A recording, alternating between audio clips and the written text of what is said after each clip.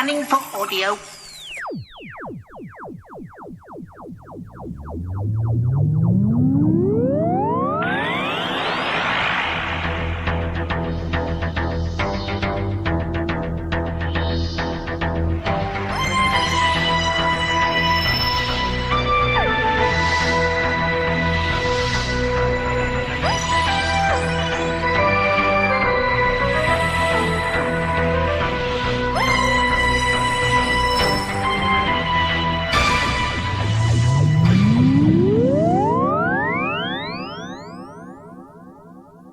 Welcome to a Tin Dog podcast, this time talking about Unit Nemesis 2, Agents of the Vulpreen. Now, although it's called Agents of the Vulpreen, and of course the Vulpreen are the, nope, never heard of them, wolf crocodile people who don't appear on the box, it is worthy of note that there's a Quark on the front of the box, and Winifred Bambera's on the box, and Harry Sullivan's on the box.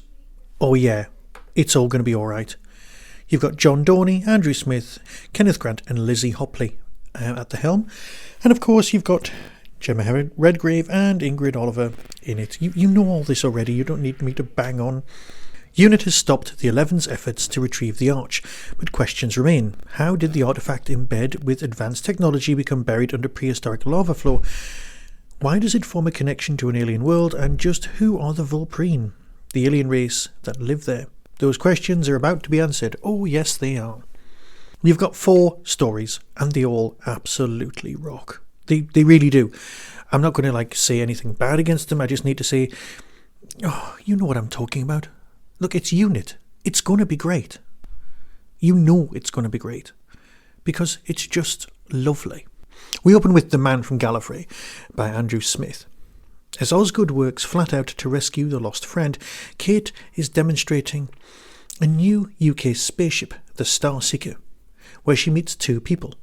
Lieutenant Jimmy Tan looks like potential UNIT material, and the stranger called Hasper knows a lot about UNIT and the 11. He's from the Celestial Intervention Agency, who sent the 11 through the Arch millions of years ago.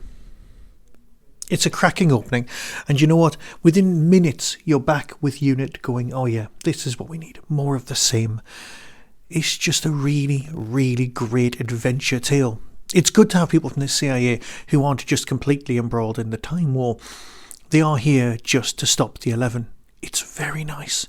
But then again, you've got story number 2, which is The Power of the Dominators by Kenneth Grant. Now, why people say that the Dominators are comedy villains is beyond me. Right? They're violent, they're ruthless. Yes, they've got ridiculous shoulder pads. Yes, they've got ridiculous robots. Ish. The Quarks are scary. They're not the Crotons, because let's face it, the Crotons could be crystalline and could form into any shape. They could be monsters for modern Doctor Who. They really could.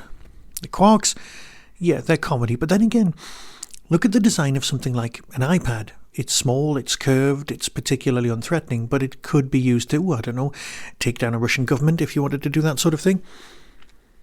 Don't judge something by its cover, specifically a Quark. They do have ridiculous plans, and that's fine. And that's what you have to do. You have to take them on in the home counties. Now, this one's by Kenneth Grant. Now, the next story is The War Factory by Lizzie Hopley. Temporal anomalies strike the present and the past. The 19th century infantry at Belmarsh Prison in present day, and the Brigadier Winifred Bambera is confronted by a Tudor warship on the Thames in the late 20th century. Inquiries by UNIT past and present lead them to the site at Woolwich Arsenal, where the 11 is trying to create a bridge to another world, and UNIT will learn he's not the only one on the side of the alien adversaries. This is a great story, and it's so good to have Bambera back. Where has she been? We need her. We so need her.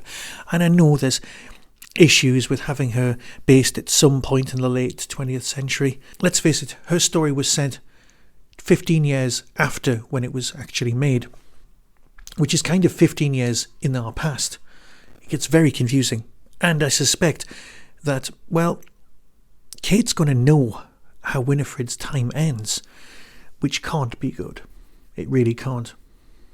Luckily, there's no mention of, well, there is a mention of the brig, but there's no idea of him turning up in this particular story. That would just cause no end of hassle. But then you've got the last story, which is emotionally the strongest of the 4, But the strongest narrative-wise has to be the third episode, has to be the third story. Lizzie Hopley just goes from strength to strength, providing us with great text. 2.4, the end of this box set. 10 Minutes in Hell by John Dorney. It's a really nice story. Let's have a look at the synopsis. On the alien world at the far side of the Arch, the Vulpreen put their human prisoner through an ordeal. Osgood must lead a desperate rescue attempt, and she's got 10 minutes to do it. Because of the whole time-space anomaly warping thing where time is stretched somewhere else, time does behave very oddly in this story. And it's very nice. It's a nice piece of scripting, it's a nice piece of world building, and it's something that Doctor Who really hasn't dealt with. And it works beautifully here. It really does. It's a cracking box set. Listen to the trailer and decide for yourself. So until next time, be seeing you. From Big Finish Productions, The Worlds of Doctor Who. Unit, Nemesis, Agents of the Vulpreen. Hello there. Hey, Stuart. When the arch opens again, we must be ready to take our chance. A warning shot, Vulpreen! Surrender or the next one will take your head off! The name's Kate Stewart, by the way. Nice to meet you too, Kate! Goodbyes, dear, why so pessimistic? This Director Prast, he's an alien. A Dominator. He's our little Quentin now. Quentin the Quark. Ready to go, Osgood? I am a Dominator. I shall report to the Director. Quarks, maintain molecular force.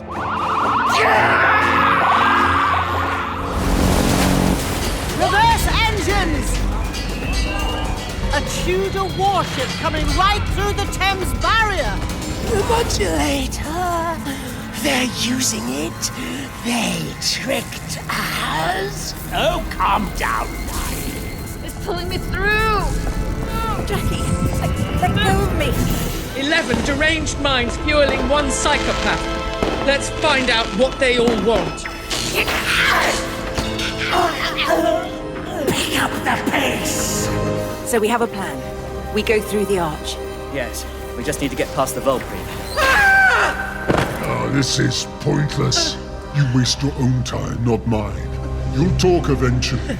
All right, on my command, concentrate your fire on that side of their squad. Ready? And fire! Eyes left!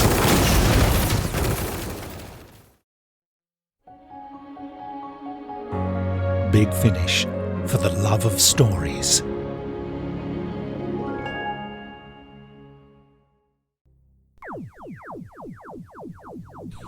That was the Tin Dog Podcast. Available on Spotify, iTunes, Acast, Stitcher, and wherever good podcasts are found. Get early access to content by subscribing to the Tin Dog Podcast YouTube channel. You can support the show at patreon.com/tindog. Contact the show on Twitter at tindogpodcast or email tin-dog@hotmail.co.uk. All of the things discussed are the intellectual property of others. No infringement is intended. The Tin Dog Podcast is a founder member of the Doctor Who Podcast Alliance.